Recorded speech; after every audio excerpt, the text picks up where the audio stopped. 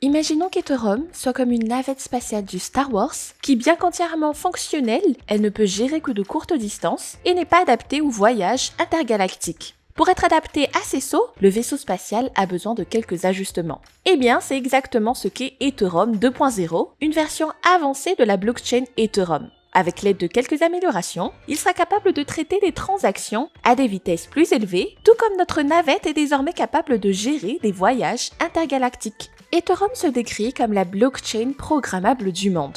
Il a son propre jeton Ether et selon le site officiel, il s'appuie sur l'innovation du Bitcoin avec quelques grandes différences. L'utilisation et la possibilité de créer des contrats intelligents et des applications décentralisées ou dApps. Cela le rend moins vulnérable à la fraude, au downtime, aux interférences de tiers. Si vous voulez en savoir plus sur Ethereum et comment il fonctionne, vous trouverez des informations plus détaillées dans notre vidéo sur la blockchain. Qu'est-ce qu'Ethereum 2.0 ? Ethereum est une blockchain en constante évolution. L'équipe au sein de la communauté du projet travaille constamment à l'amélioration de l'évolutivité et à la satisfaction de la forte demande mondiale pour le traitement des transactions. Dans le même temps, leur travail améliore la sécurité et la décentralisation de la blockchain. Le roadmap d'Ethereum a déjà prévu l'expansion du réseau de manière décentralisée et la transition vers le mécanisme de Proof of Stake. Ces deux objectifs, la mise à niveau du réseau Ethereum et le Proof of Stake, ont été répertoriés dans une feuille de route unique en 2019 et c'est devenu ce que nous connaissons aujourd'hui sous le nom d'Ethereum 2.0. Il faut savoir que Ethereum 2.0 n'est pas destiné à remplacer Ethereum 1.0, mais à s'y ajouter. La communauté à l'origine du projet est d'accord avec cela, ayant attribué des noms différents aux deux faces du protocole. Ainsi, Ethereum 1.0 deviendra l'execution layer, c'est-à-dire la couche d'exécution, tandis qu'Ethereum 2.0 sera le consensus layer, la couche de consensus. Au final, la blockchain Ethereum sera composée de la couche d'exécution plus de la couche de consensus. Proof of Work vs Proof of Stake. Les deux mécanismes de consensus les plus adoptés restent le Proof of Work et le Proof of Stake. Les deux sont conçus pour réglementer la manière dont les transactions sont vérifiées et enregistrées dans le registre public de la blockchain. Chacun d'entre eux présente un ensemble d'avantages et d'inconvénients. Proof of Work se concentre principalement sur la prévention de la fraude, l'établissement d'un niveau de confiance plus élevé et une sécurité accrue, mais il nécessite une puissance de calcul plus élevée, consommant ainsi plus d'énergie. D'autre part, le mécanisme Proof of Stake peut fournir une vitesse de transaction élevée et il le fait avec moins de ressources. Nous avons une vidéo sur Proof of Stake vs Proof of Work si vous souhaitez explorer les différences entre eux. Comment fonctionne Ethereum 2.0 ? Ethereum 2.0 n'aura plus besoin de mineurs pour valider les transactions ou sécuriser la blockchain.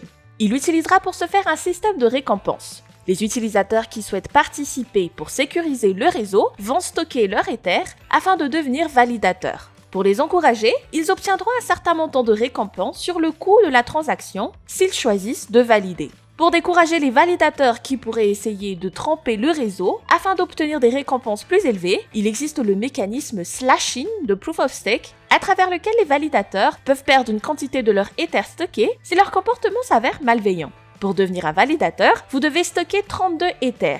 Les validateurs reçoivent une récompense qui est en corrélation directe avec l'Ether stocké. La récompense peut atteindre 18% si moins d'1 million d'Ethers sont stockés, ou elle peut descendre à 1,81% si plus de 100 millions d'Ethers sont ajoutés au stocking. Pour les autres récompenses, il est possible d'ajouter au stocking pool n'importe quelle quantité d'Ethers disponible. Vous voulez en savoir plus sur le stocking et son fonctionnement ? Je vous invite à regarder notre vidéo sur le sujet. Quand sera lancé Ethereum 2.0 ? La transition vers le nouveau mécanisme de consensus se fait à travers une série d'améliorations déjà prévues qui seront intégrées dans le cadre du protocole. La première mise à niveau de cette série s'appelle The Beacon Chain et elle a été achevée le 1er décembre 2020. Elle est destinée à coordonner et à développer le réseau de stockers, mais elle ne traite pas des comptes ou des contrats intelligents.